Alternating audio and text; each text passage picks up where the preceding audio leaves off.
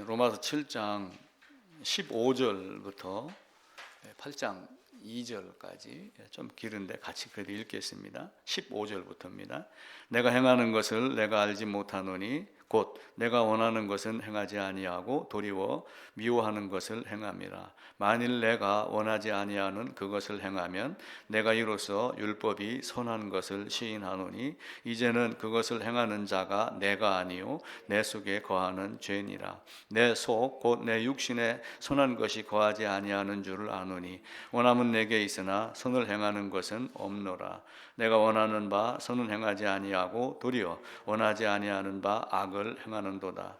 만일 내가 원하지 아니하는 그것을 하면 이를 행하는 자는 내가 아니요 내 속에 거하는 죄니라. 그러므로 내가 한 법을 깨달았노니 곧 선을 행하기 원하는 나에게 악이 함께 있는 것이라.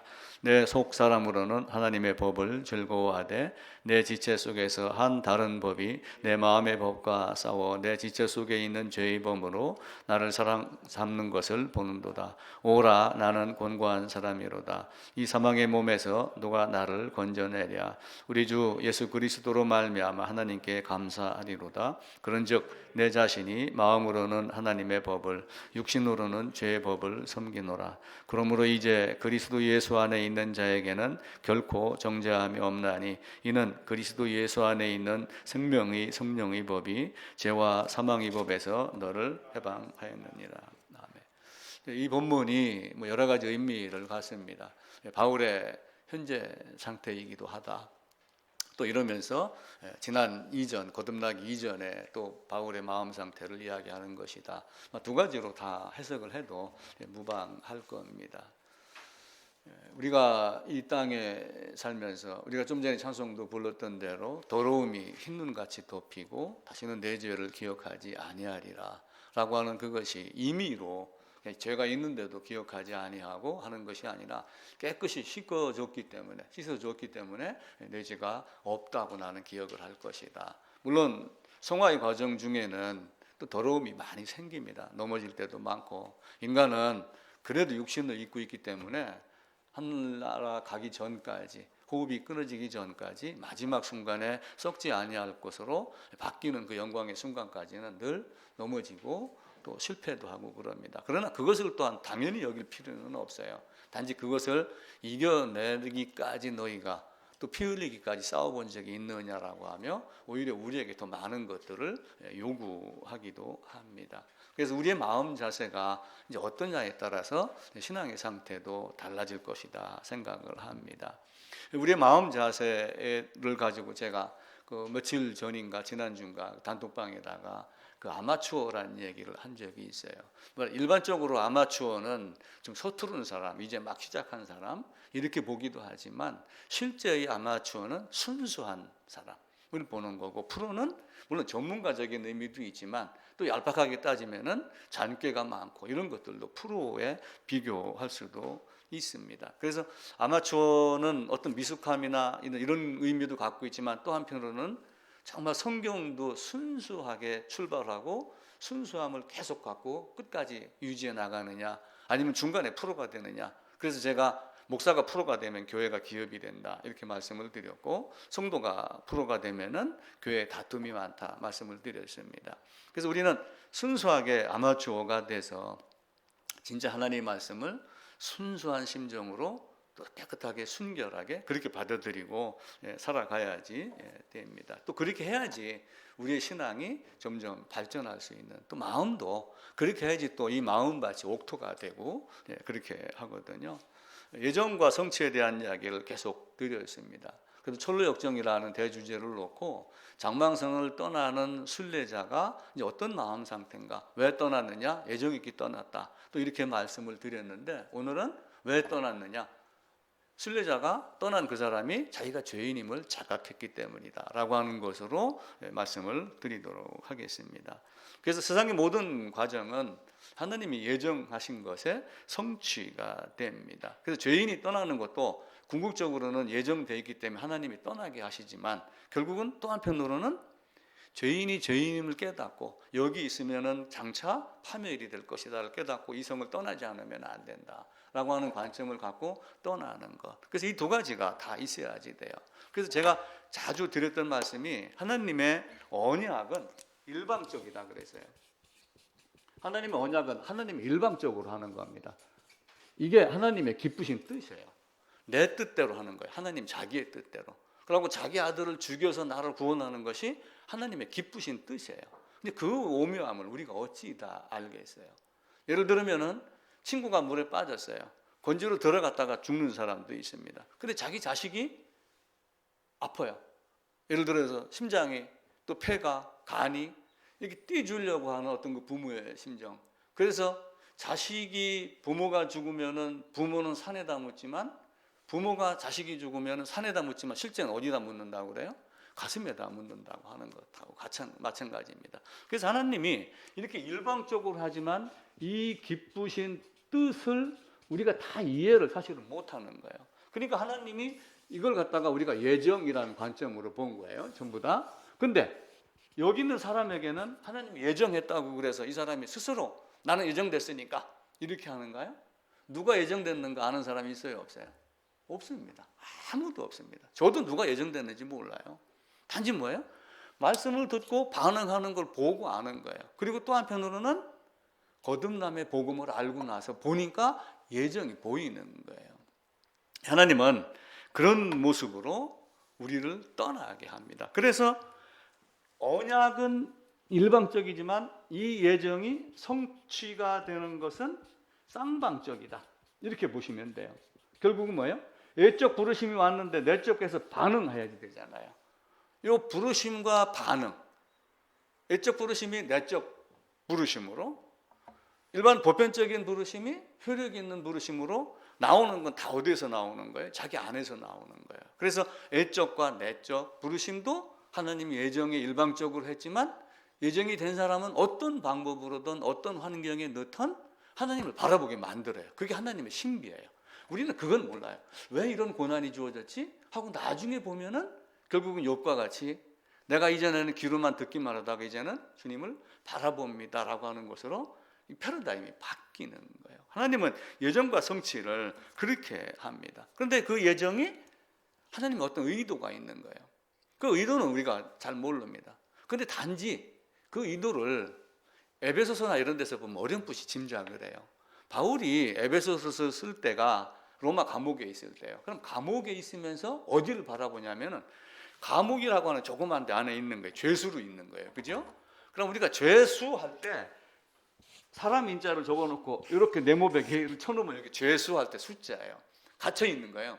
그러니까 한문이 참 의미가 있어요. 근데 여기 갇혀 있는 상태에서 바울이 지금 뭘 보냐면은 창세 이전의 예정을 보는 거예요. 삼위 하나님의. 그러면서 그렇게 하는 게 기쁘신 뜻이고 그것이 나의 뜻이고 그의 피로 네게 속량 죄사함을 주는 것. 이걸 창세전에 그리스도 예수 안에서 예정했다라고 하면서 이야기를 하는 거예요. 자, 사람이 막 살아갑니다. 살아가는데 제일 깨끗할 때는 태어날 때예요. 그리고 또 한편으로는 이제 악에 빠져서 죽는 사람은 빼고 그냥 자기 일생을 쭉 돌아보면서 침대에 누워가지고 주마등이라고 그랬지만 사실은 그 주마등이라는 것은 옛날에 이렇게 우리가 문종이로 바르던 문이 있었잖아요. 시골 가고 지금도 가면 이제 가정 옛날에 그 이렇게 뭐 황토방 같은 거 만들어 놓고 숨쉬게 한다고 문종이로 하는 사람들이 있어요. 그때는 어떻게 하냐면 이렇게 해가지고 구멍을 뻥 뚫어요. 근데 구멍으로 이렇게 뭘 딱 내다보는데 뭐가 샥 지나가는 거야. 말이 지나간 거야. 순간 말이 얼마나 빨리 지나갔겠어요. 이렇게 보는데 뭐 탁 지나가니까 그걸 주마등이라고 하거든요. 그렇게 순간적으로 우리 일생이 쭉 보이는 거예요. 보였을 때 내가 심판의 자리로 나간다고 하면 그때 마음이 얼마나 깨끗하겠어요. 솔직하고, 그죠? 바울이 마지막 순간에 아직 순교는 남아있지만 그 감옥에서 언제 죽을지 모르는 그 상태에서 옥중서신을 쓰면서 그리스도 예수 안에서 창세전에 그 기쁘신 뜻대로 아들 안에서 그의 피로 속량, 속죄함, 그러면서 찬송하게 하려 합니다. 라고 하며 어떤 의도, 목적을 어렴풋이 이야기를 합니다. 결국은 뭐예요? 마지막 목적은 하나님 찬양하게 하는 거예요. 근데 그 찬양을 어떤 방식으로 하는지는 우리가 잘 모릅니다. 그래서 예정은 하나님이 주도적으로 하는 것이고 하나님의 주권적이고 예정은 하나님이 반드시 성취하기 때문에 절대로 실패할 수가 없고 하나님이 모든 것 다 하는 것이다. 그 성경 마태복음 7장에 보면은 황금률이 있어요. 황금률이 뭔지 우리 이춘현 씨 황금률. 마태복음 7장 7절, 17절, 12절. 예. 마태복음 7장 12절 보면은 한번 찾아봅시다. 마태복음 7장 12절입니다.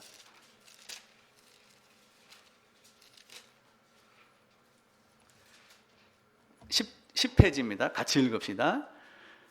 그러므로 무엇이든지 남에게 대접을 받고자 하는 대로 너희도 남을 대접하라. 이것이 율법이요 선지자니라.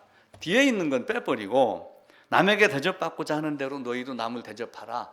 성경을 보다가 이 말씀을 보면서 하나님도 혹시 이렇게 한 것 아니야? 제가 주제넘게 이런 생각을 한 거예요. 하나님을 찬송하게 하려면 내가 하나님을 찬양할 수 있는 긍정적인 적극적인 마음이 생기도록 해야 되잖아요. 그러니까 하나님이 먼저 나를 대접을 하는 거예요. 바꿔 얘기하면은 그리고 그 사랑을 받은 내가 하나님께 나아가서 찬양하는 것. 그래서 이런 말이 있어요. 이제 주보가 저희 이제 없었는데 칠판에다 적어놨던 거를 A4 용지에다가 이제 옮겨가지고 매일 나눠 드릴 겁니다. 그래서 그걸 보시고 필요하면 메모하시고 이렇게 하면 됩니다. 그래서 매주 한 장씩 드릴게요. 그래서 필요하시면 이렇게 모아놓으셔도 나중에 추억이 아마 될 겁니다. 최고의 이기주의는 이타주의다 이런 말이 있어요. 최고의 이기주의는 뭐예요? 나를 위하는 거예요. 하나님 자신을 위하는 것은 뭐예요? 바꿔 얘기하면 하나님에게 적용해서 대단히 하나님께 죄송하지만 하나님이 가장 원하는 자기를 위한 이기주의, 하나님을 원하는 것은 사실은 죄인을 끄집어내는 거예요. 대접받고 싶은 대로 대접해라. 최고의 이기주의는 이타주의다. 그러니까 내가 저 사람에게 대접을 받고 싶으면 내가 저 사람에게 먼저 대접을 해라.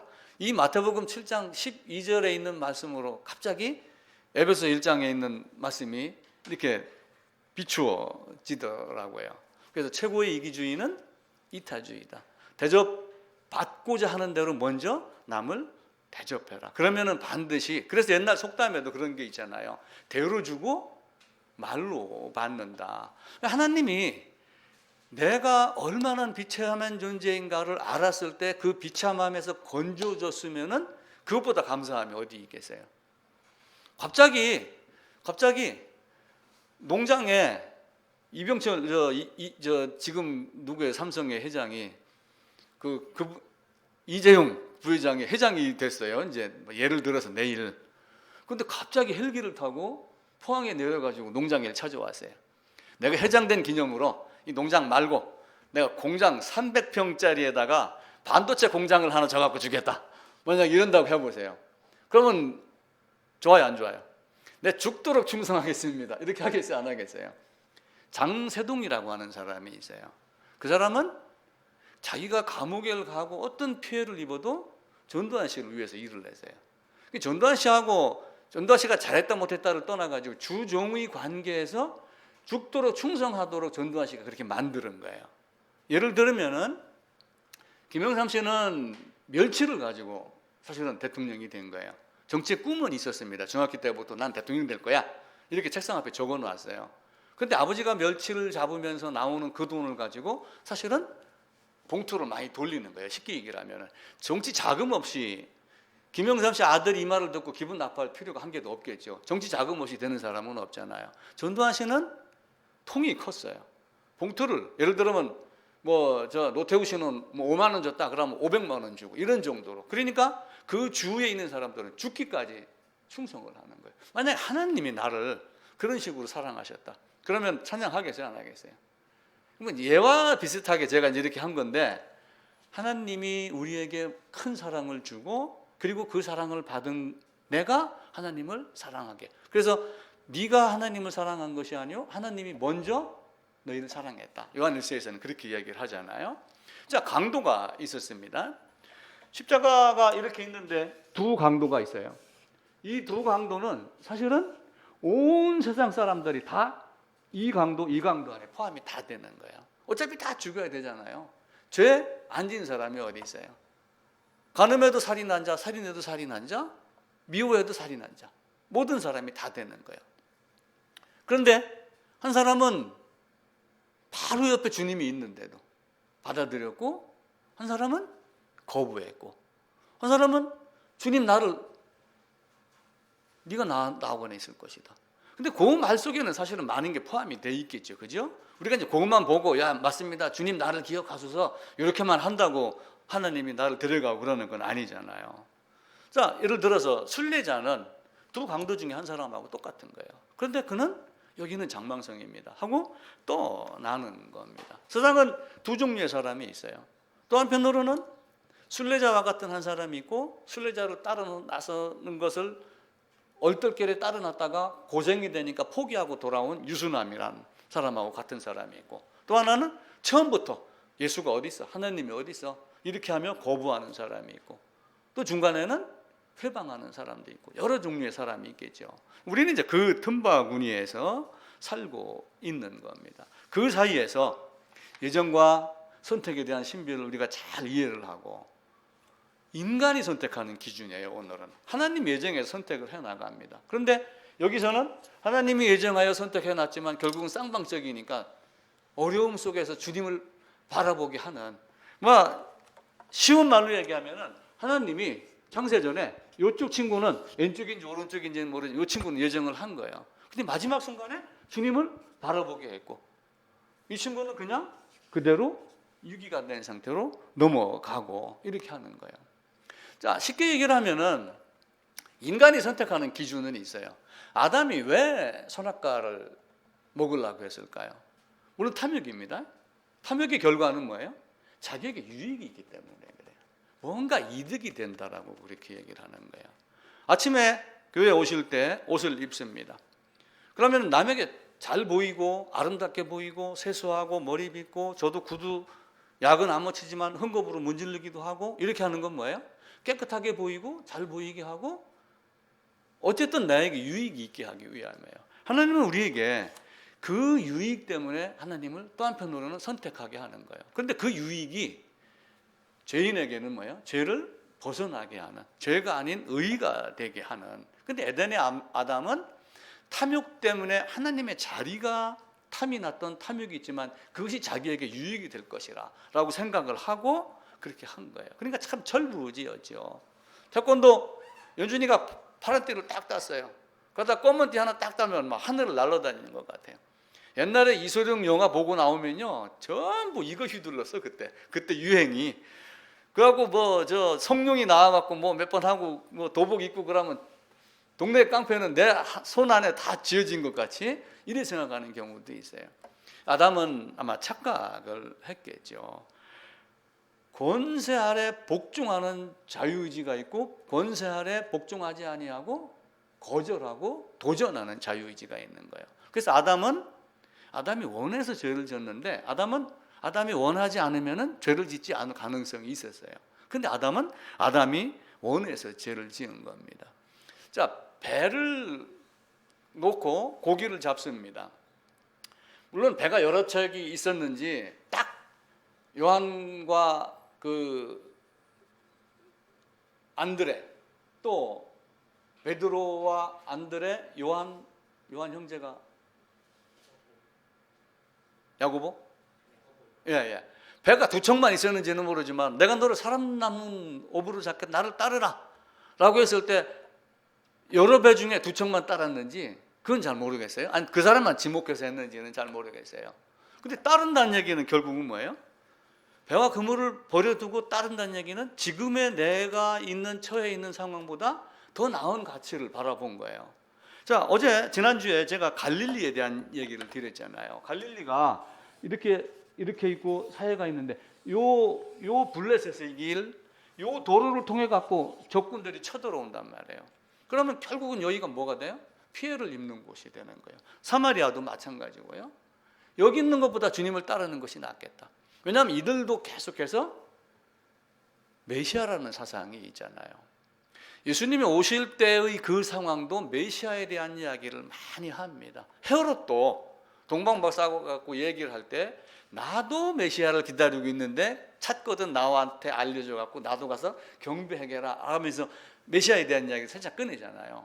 근데 실제 메시아에 대한 이야기가 너무 많습니다. 너도 나도 메시아가 오겠다, 메시아가 오겠다. 그러면서 그것 하나만 가지고도 기도를 하면서 하는 사람이 있었고, 근데 그 간절함 속에 주님이 왔을 때와 주님을 바라볼 때와 바라보지 못할 때와, 베드로는 그러니까 그걸 보고서 주여 나는 죄인입니다, 엄청난 차이를 보는 거예요. 고기가 그물 안으로 빨려 들어오도록 수많은 고기를 그물 안으로 집어넣는 하나님을 보시면서 우주 만물을 다스리는 하나님이구나, 그건 알죠. 이제 베드로는 거기서 사실은 일반 은총을 더 깊게 깨달은 것이다 라고 이렇게 보는 겁니다. 자유의지는 아담이 원해서 죄를 졌습니다. 원해서 선악과를 따먹었습니다. 그 자유의지를 바꿔 얘기하면 자유라고 하는 단어를 넣어가지고, 자유인데 요 자유를 이걸 풀이해서 이야기를 하면은 나만의 이유, 자기만의 이유, 이게 자유라고 하는 뜻이에요. 쉽게 얘기를 하면. 그러니까 자기만의 이유, 나에게 유익이 될 만한 이유, 뭔가를 보고 찾아가는 겁니다. 근데 실제 하나님이 우리에게 준 자유의지는 네 마음대로 하라는 자유의지가 아니라 내가 선포한 도덕법을 어기지 않은 의식법을 거쳐서 거듭나지 않은 시민법으로, 사회법으로 아름답게 살아가는 이 법을 지키며 살아가라 라고 이렇게 이야기를 하는데, 유대인들은 형식에 지나치다가 말하죠. 그러니까 사람들은 어떤 말을 보고 들으면서 판단을 하는 거예요. 이성이 있고 지식이 있고 감각이 있고 모든 것이 다 있잖아요. 여기서 이걸 생각을 해갖고 이게 옳습니다, 이건 틀립니다, 이렇게 해야지 되는 거예요. 그러니까 공자라는 사람은 젊은 아이들한테도 그걸 이야기를 하는 거예요. 15세에 학문의 뜻을 두는 지학이 있다. 20세가 약관이 있고 30이 되면 그걸 이루는 이입이라는 것이 있다. 그런데 10년 더 살다가 40이 되면은 세상에 어떤 유혹이 들어와도 흔들리지 않는다, 판단하게. 근데 정확하게 판단을 한다. 의욕을 제거하고 바른 걸 본다. 그게 불혹이라는 개념이에요. 그럼 아담도 사실은 생기가 들어와서 생명이 됐으니까 하나님이 이렇게 하라, 이렇게 하지 말라, 먹으면 죽는다 라고 했었을 때 그걸 생각하는 능력이 있어요, 없어요? 생기가 신적 영감이에요. 신적 영감을 두고 생명이 되게 했으니 생명은 하나님이 어떤 존재인가를 알 수 있는 능력이 있는 거예요.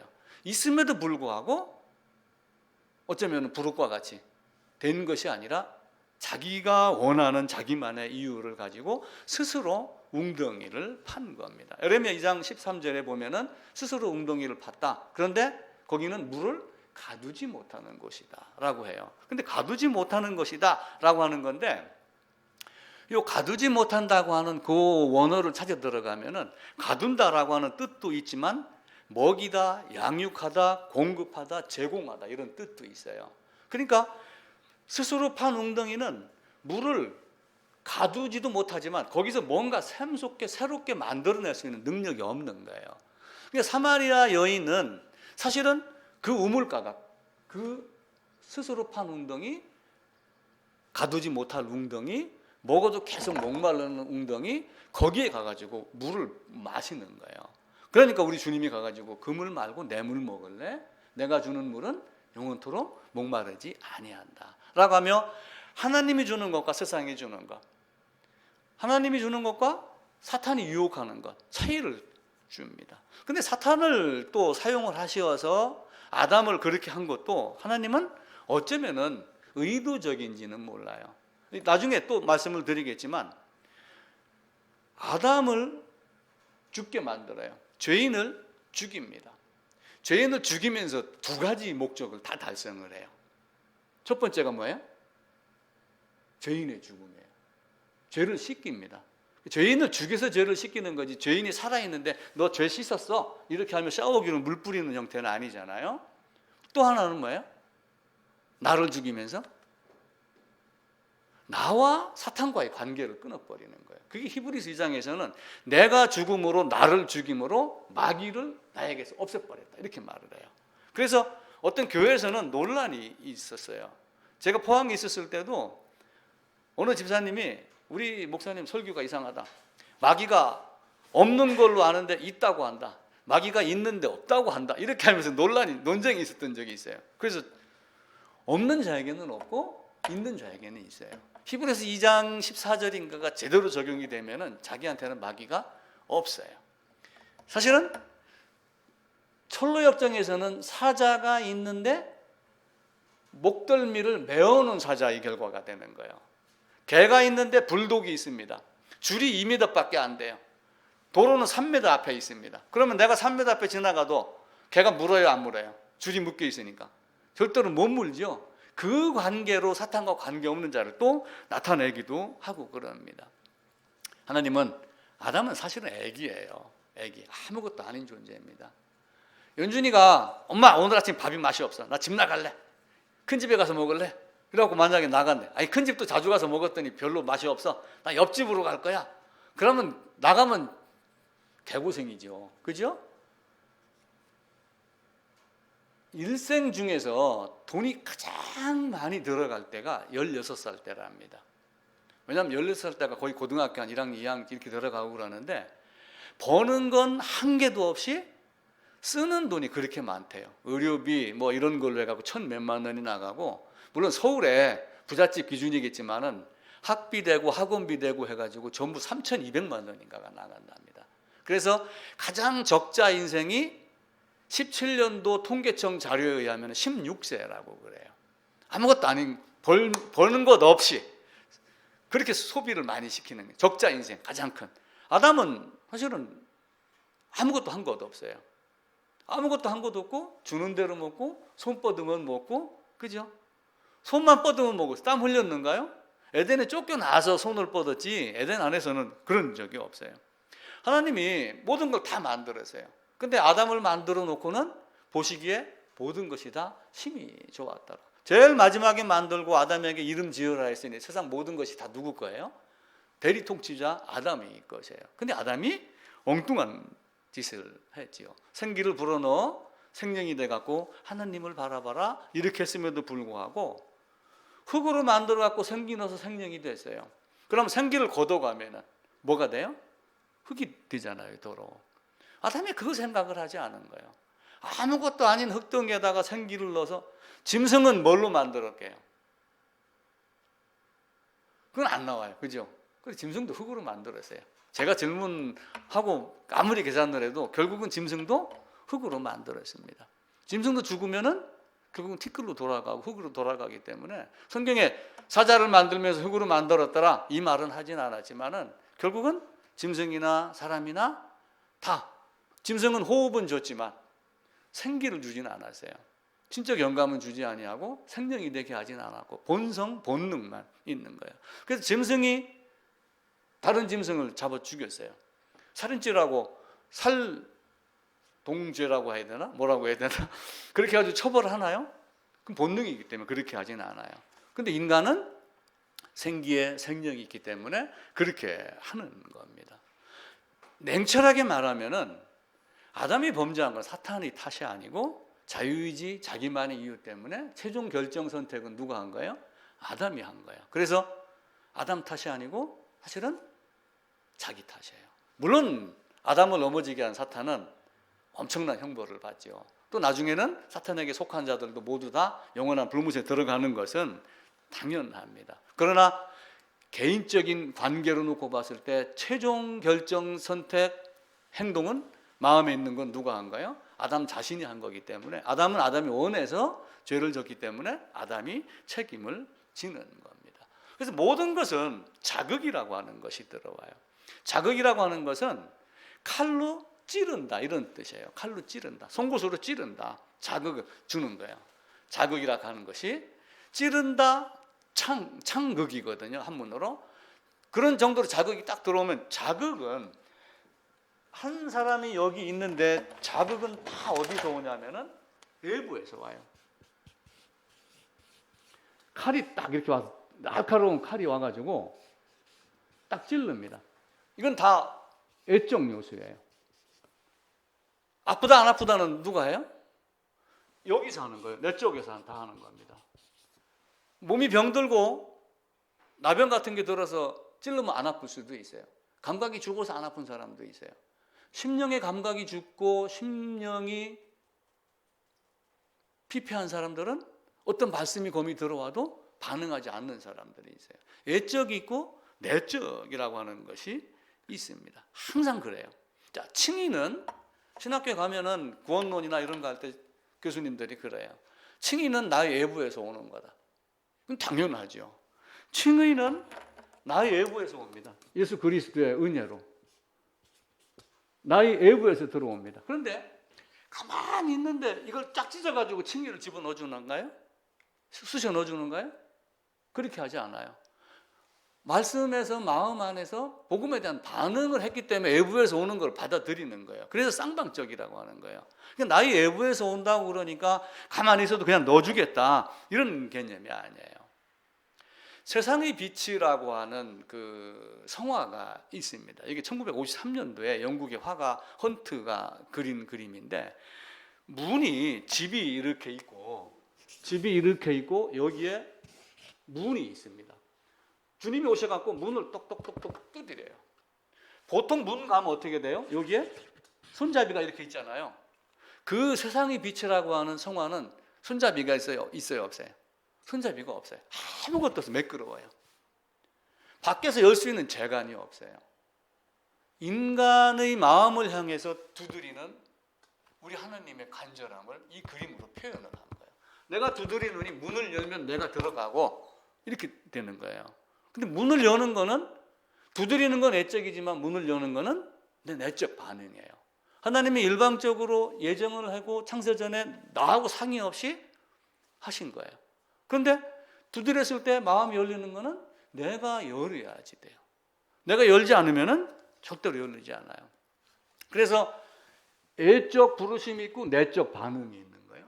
온 지구상의 모든 사람들에게 다 이루어지는 보편적인 진리로 보편적인 부르심을 해요.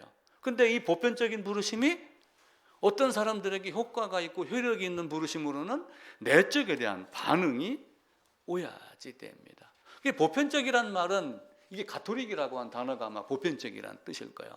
그걸 이제 엉뚱한 데서 차용을 해갖고 우리가 보편적인 이렇게 하지만 바른 보편적인 진리가 들어와도 결국은 내가 마음에 열어서 반응하지 않으면 안 되는 거예요. 그러니까 아담도 결국은 먹어라 먹지 말아라 이거 먹으면 왕같이 될 수 있어 하나님과 같이 될 수 있어 보암직도 먹음직도 이렇게 해서 계속 자극이 들어오고 자기 안에서 보암직 먹음직 지혜스럽게 할 만큼 탐스러움 이런 내적 반응이 계속 일어나는 거예요. 그 마음에서 악한 의지가 계속 생기는 거예요. 그러니까 자유의지를 하나님이 원하는 자유의지로 악한 것도 자유고 선한 것도 자유라면은 아담은 사실은 선한 것만 해야 되는 자유가 있음에도 불구하고 악한 쪽으로 자기가 바꿔 이야기를 한 겁니다. 왜냐하면 인간은 동물하고 다르게 이성이 있고 판단하는 능력이 있기 때문에 그래요. 그것 때문에 우리는 하나님 앞에 가서 벌을 받을 수밖에 없어요. 동물은 말할 줄 있나요? 우리가 동물이 말한다 이렇게 해요? 동물이 개가 짖는다 이렇게 이야기를 하지 말한다 이렇게 하지 않아요. 말할 줄 알고 글 쓸 줄 알고 기록하여 남길 줄 아는 동물은 온 우주 만물에 사람밖에 없어요. 동물은 그걸 하지 않아요. 동물은 그걸 할 수가 없어요. 왜냐하면 숨 쉬는 건 좋고 본능은 좋지만 신적 영감을 주지 않았기 때문에 그렇게 할 수 있는 능력이 아무것도 없습니다. 그러니까 아담의 범죄의 책임은 누구에게 있어요? 아담에게 있는 겁니다. 제가 이걸 프린트를 해갖고 이걸 이제 한 장씩 다 나눠 드렸잖아요.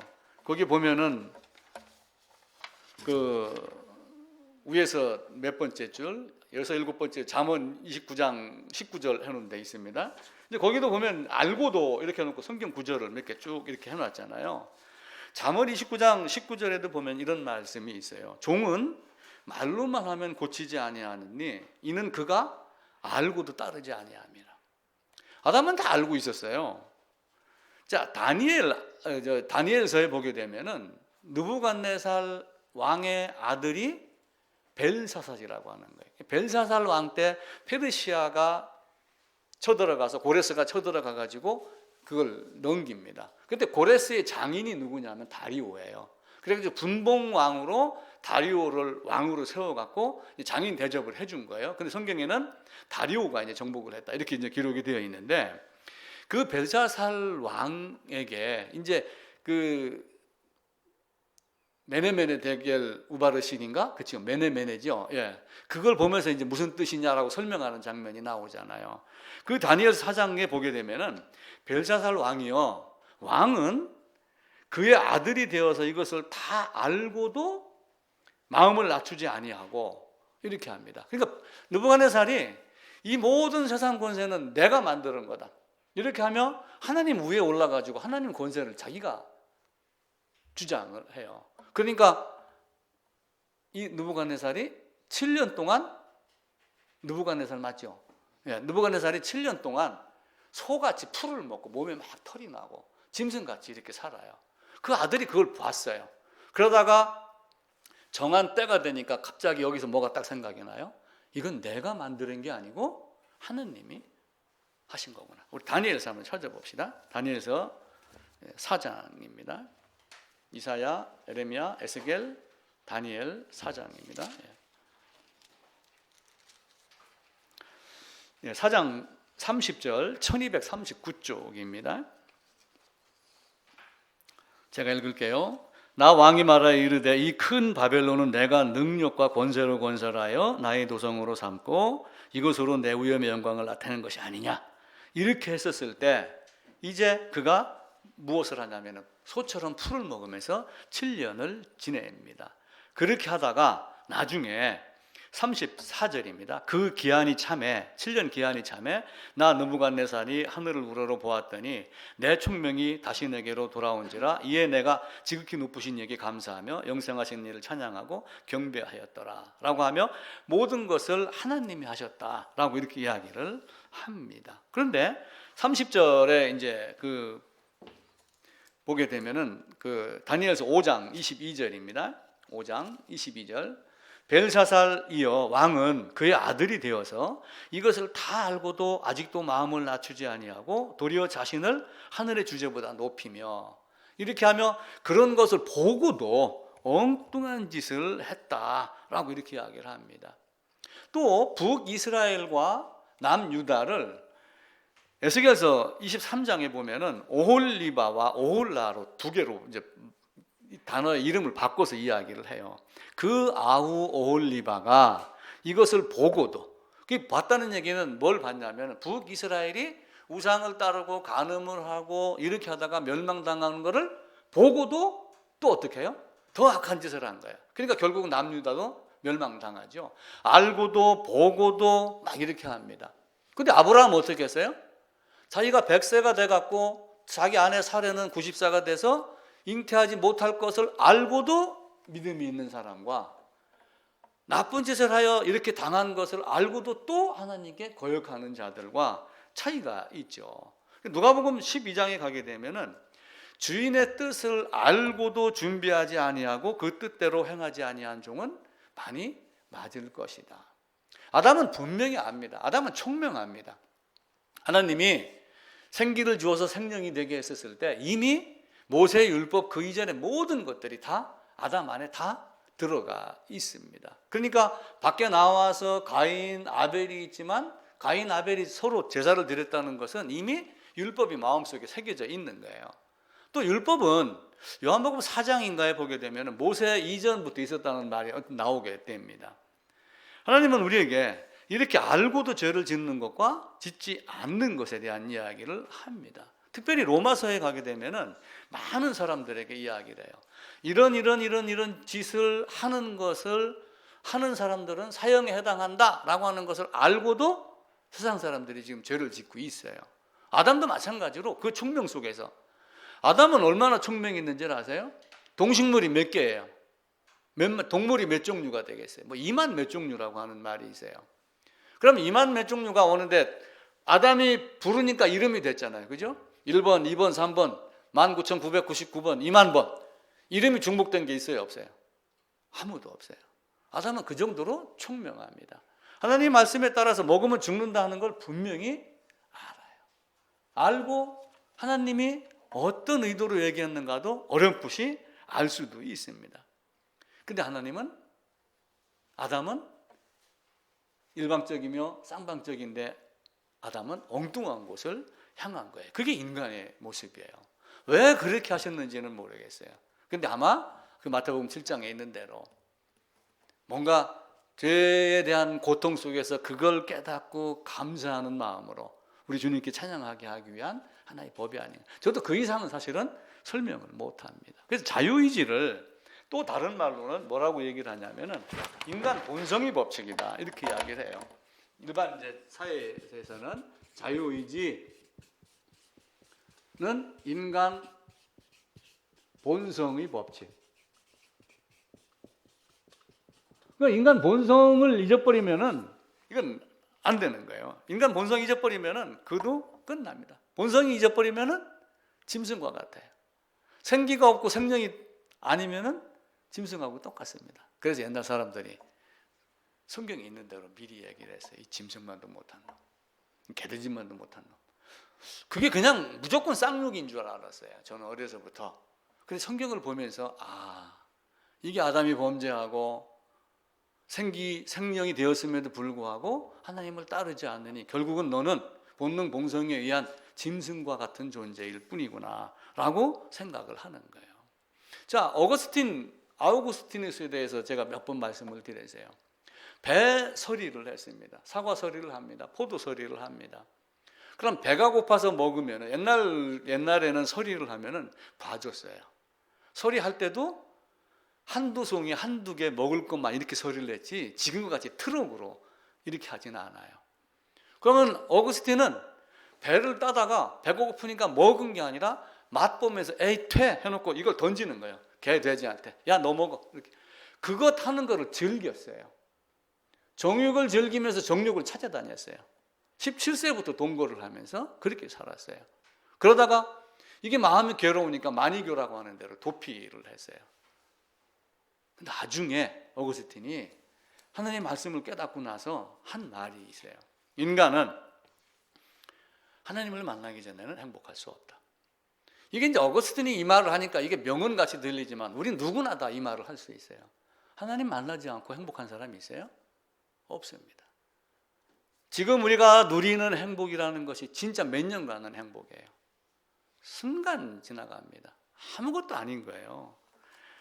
에덴으로 쫓겨나기 전에 아담이 그 총명을 가지고 내가 어떤 존재인가? 내가 아버지를 떠나고 그러면은 내가 어떻게 될 건가? 그게 한번 봐보세요. 내가 비참함에 처하지 않으면은 하나님이 보이지 않아요. 에덴은 환경이 너무 좋았어요. 아마 아담은 이상한 예전에는 한화 회장이 그 아들이 어느 술집인가 가가지고 까불다가 그 깡패들한테 맞았어요. 아주 오래전 이야기입니다. 그때 한화 회장이 그 깡패들을 불러갖고 엎드려 뻗쳐가를 시켜놓고 야구 방망이로 때리는 게 신문 기사에 났어요. 아마 이제 그 가정 교육을 잘못했겠죠. 근데 예를 들어서 그 회장의 그 아버지가 이렇게 부자니까 아들 망난이 된 것 같이 이렇게 되는 이런 경우도 있잖아요. 어쩌면 아담도 그렇게 바뀌었을지 몰라요.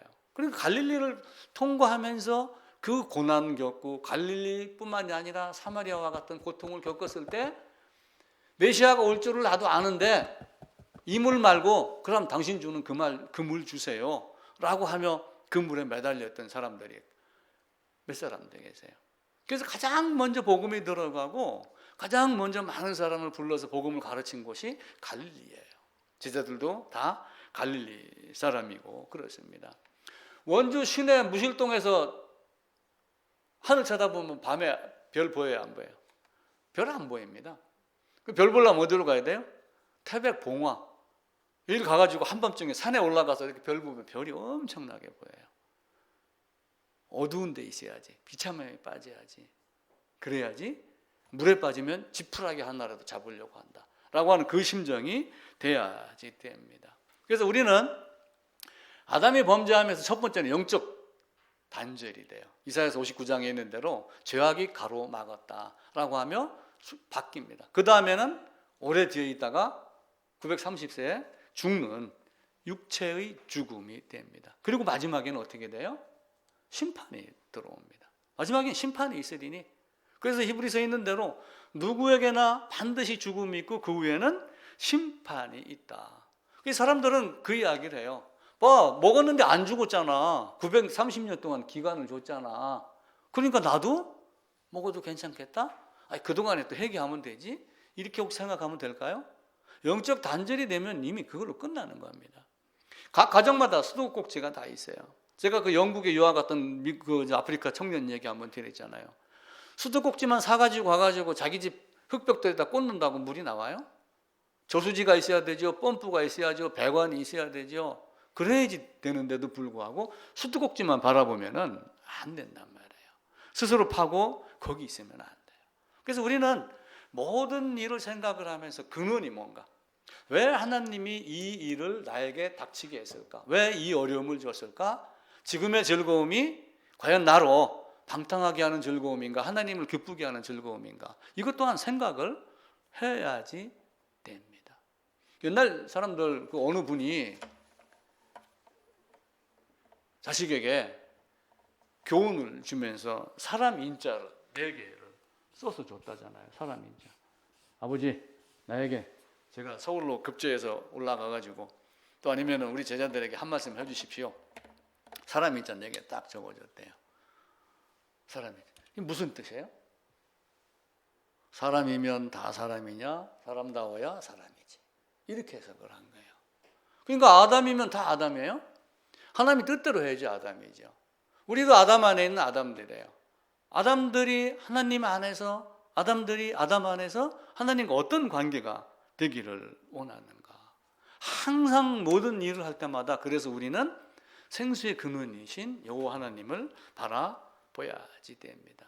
사자성어 중에 음수사원이라는 것이 있어요. 음수사원. 음료할 때 음이거든요.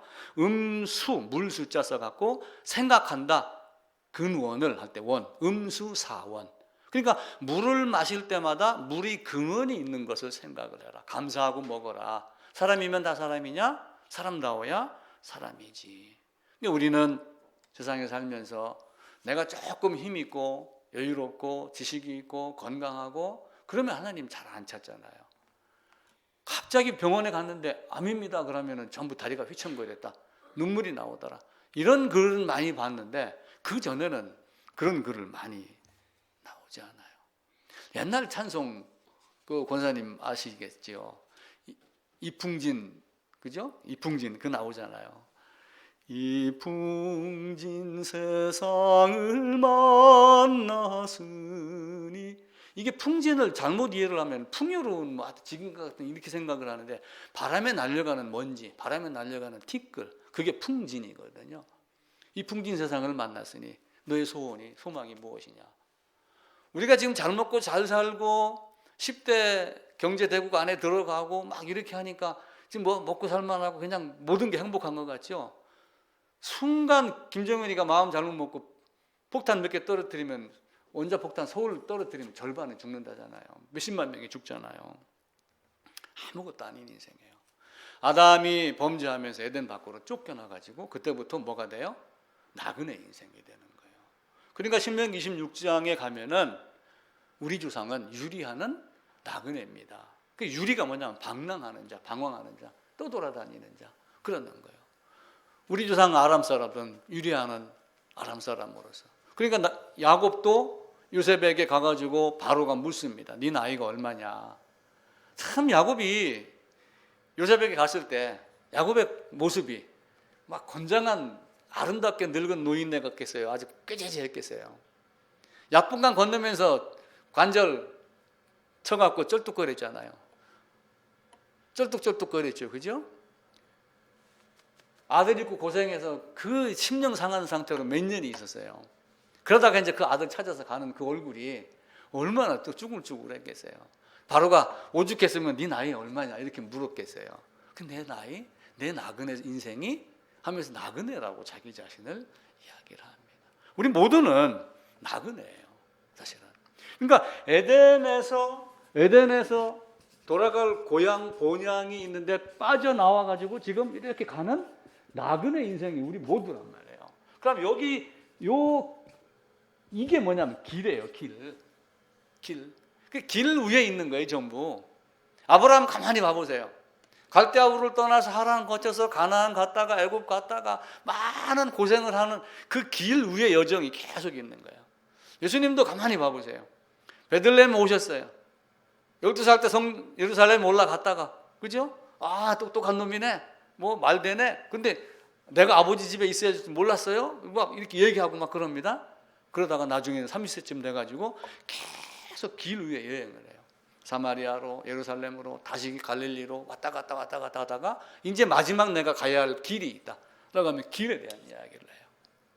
우리 인생은 다 길이에요. 나그네요. 그러니까 어디 한 군데 딱 머물러 있는 여기가 아니고 지금 떠돌아다니는 거예요. 그러니까 우리가 뭘 해야 돼요? 길에 있으면서 내가 가야 될 곳 어디지? 내가 가야 될 곳 어디지? 본향이 어디지? 그걸 보는 거예요.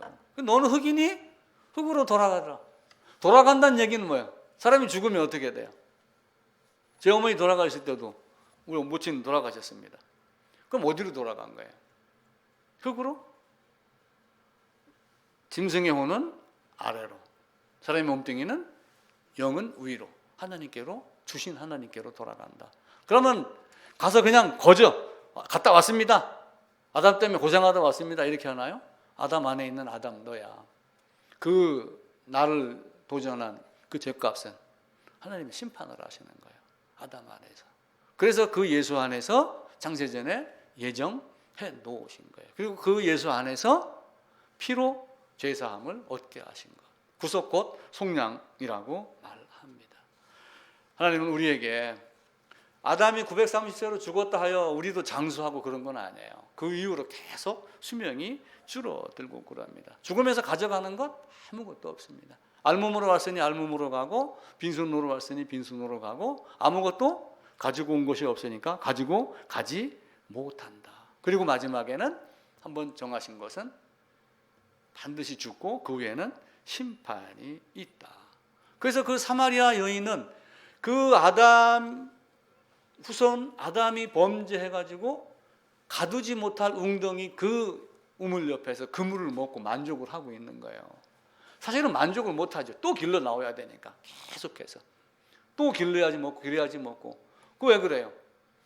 에덴에서는 손만 뻗으면 먹었어요. 근데 밖으로 나오는 순간 어떻게 됐어요?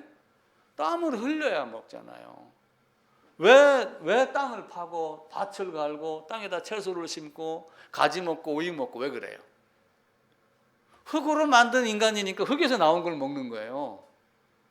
먹기 좋게 흙을 먹기 좋게 가지로 오이로 바꾸는 거예요. 사실은 아무것도 아닌 거예요. 결국 먹으면 다시 흙이 어떤 영양분이 됐다가 다시 돌아갑니다. 그럼 이걸 먹는다고 하여 내가 깨끗해지나요? 흰 눈같이 했다고 하여 흰 눈을 먹는다고 하여 내 몸이 깨끗해져요? 아니에요. 사람들은 지난주에 제가 에덴의 선악과의 열매가 사과냐 아니냐 잠깐 얘기를 드렸잖아요. 그죠?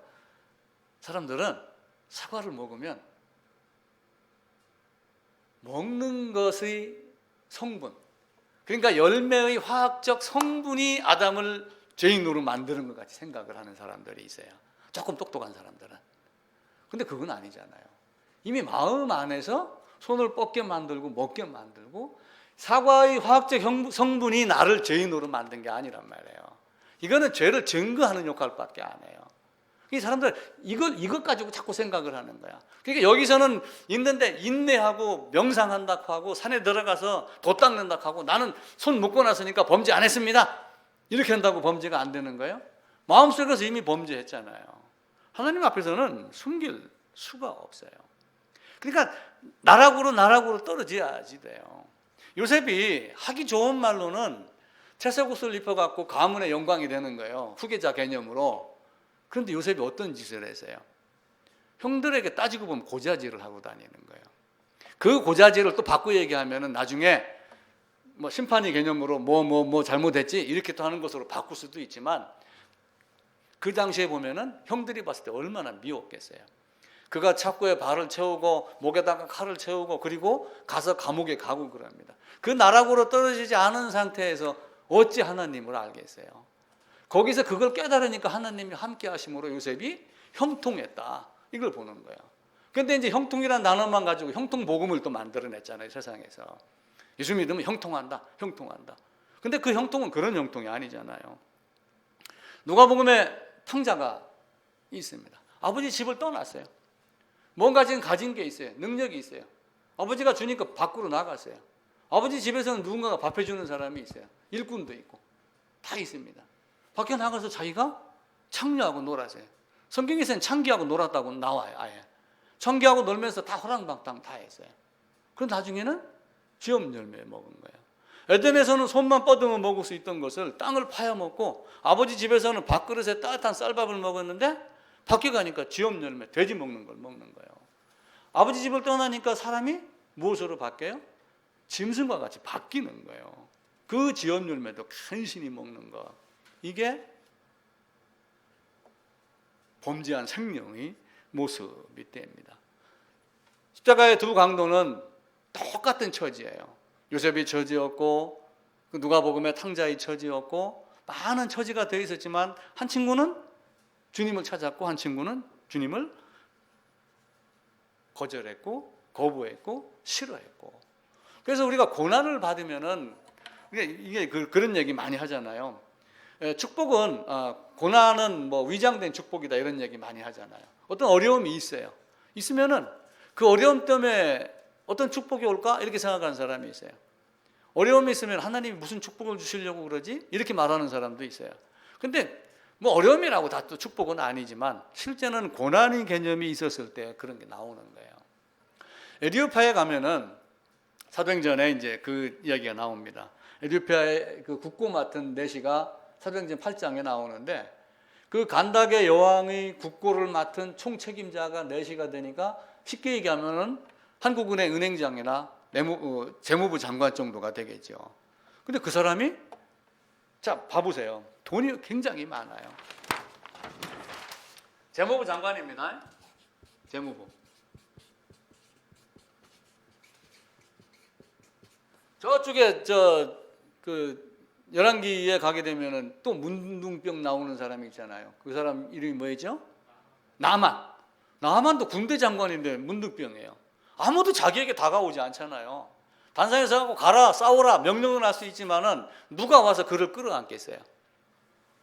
내 재무부 장관 국고 맡은 거 권력 힘 세잖아요.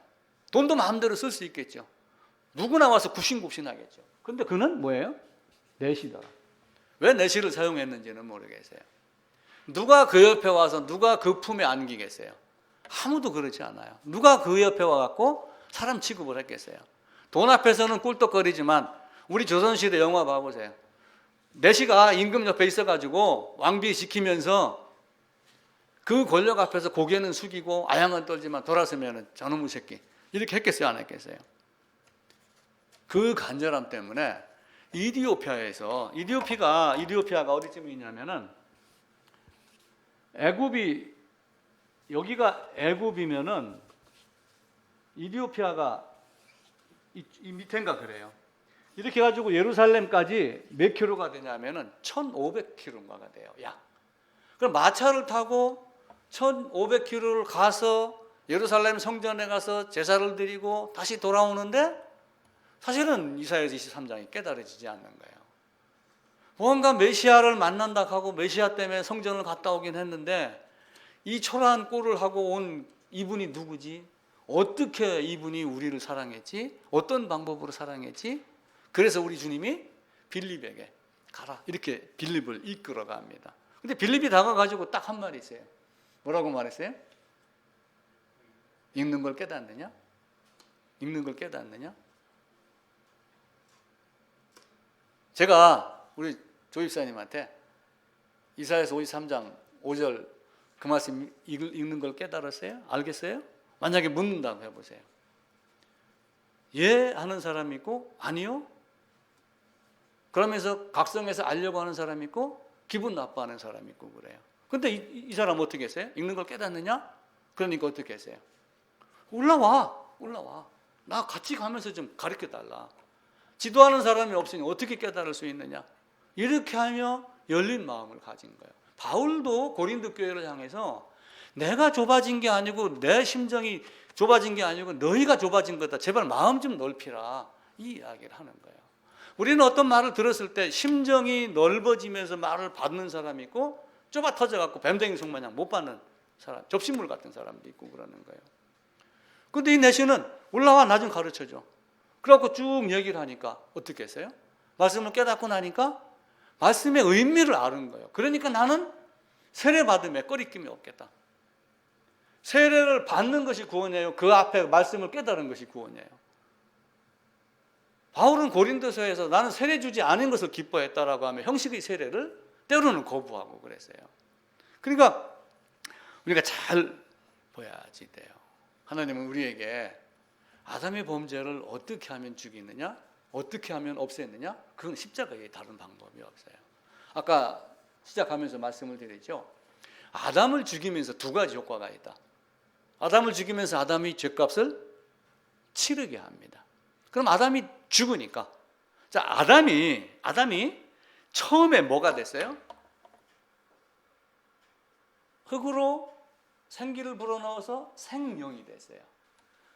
생명이 된 것을 바울은 고린도서에서 이걸 뭐라고 얘기를 하냐면 산영이 됐다 이렇게 이야기를 해요. 산영. 그럼 살아있는 영 아담은 거듭난 영인가요?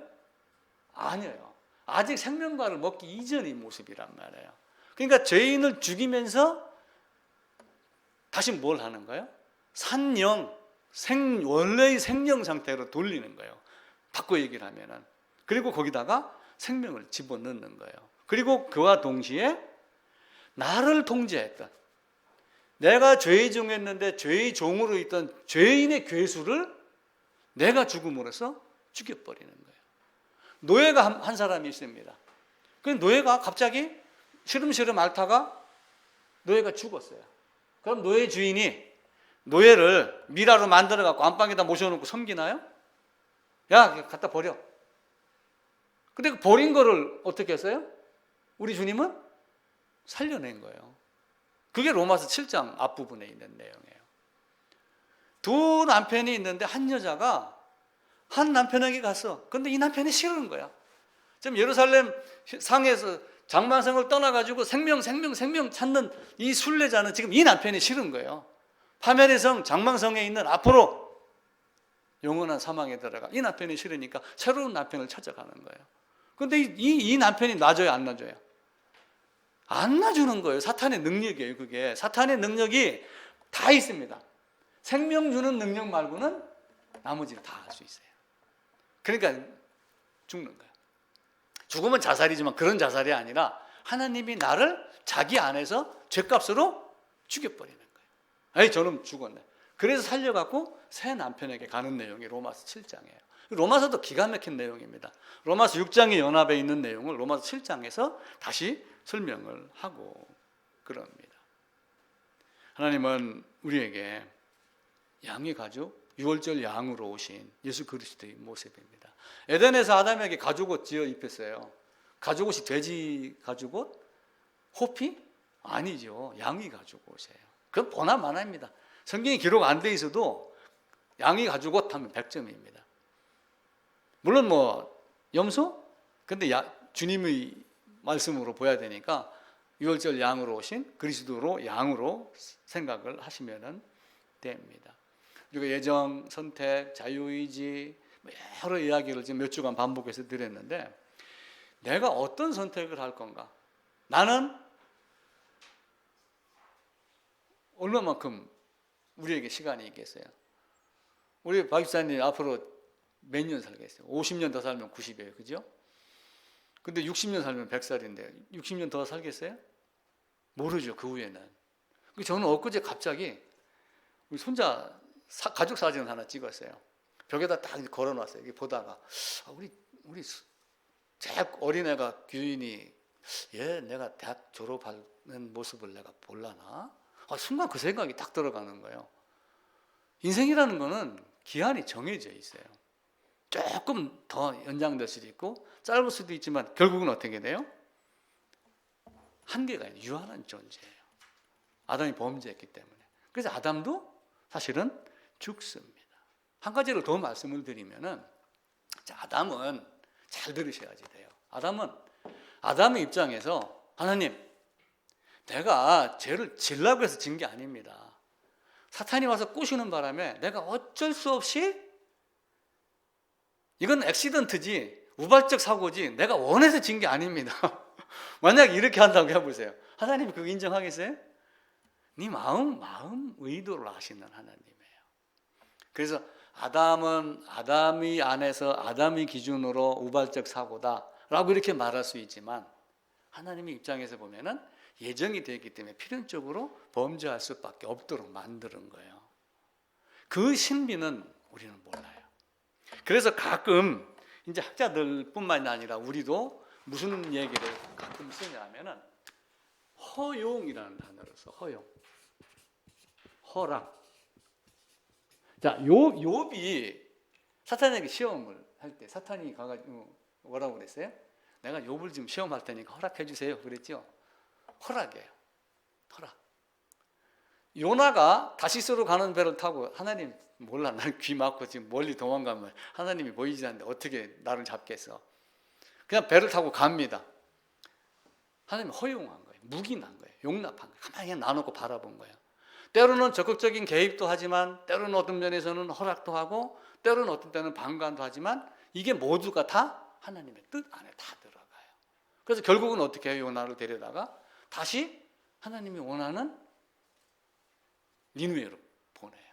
그래도 요나는 마음이 들쳐가지고 반나절 대충 회개해 궁시렁대고 했는데, 그 말을 듣고 니느웨 사람들이 회개를 했잖아요. 짐승까지도 베옷을 입히면서 회개를 하면서 누구를 가리켜요? 야, 봐라 이놈들아, 요나가 억지로 그 방렁굴 덩굴인가 하는 거 보면 알잖아요. 요나가 가가지고 정말 여러분 회개하십시오 이렇게 했겠어요? 회개, 하나님 허락하니까 난 말만 한다, 나는 다 했어, 알아서 니들이 해, 이런 마음이겠죠. 그렇게 했는데도 불구하고 이들이 베옷을 입고 짐승까지도 베옷을 입으며 금식을 하며 회개를 했는데, 이스라엘 이놈들아, 유다 이놈들아, 너희는, 내가 너희 아비인데, 내가 너를 지으신 하나님인데 너희는 왜 그러냐? 요나를 통해서 가르치는 거예요. 니느웨가 착해서 회개시킨 거 아니에요. 그리고 나중에는 니느웨가 아직 안 죽어야 돼요. 아수르 나중에 뭐래요? 북이스라엘 멸망시켜야 되는, 또 몽둥이로 사용을 해야 되니까. 하나님의 그 마음을 우리가 읽어야지 돼요. 예정은 아무도 모릅니다. 누가 예정되어 있는지 안 되어 있는지. 근데 그걸 보고 나면서 반응하는 걸 보면서, 아, 그렇구나. 누가 예정되어 있는지 알으면 그 사람만 찾아가서 복음 전하죠. 어쩌면 복음 전할 필요도 없겠죠. 근데 하나님은 반드시 사람을 통해서 역사를 하셔요.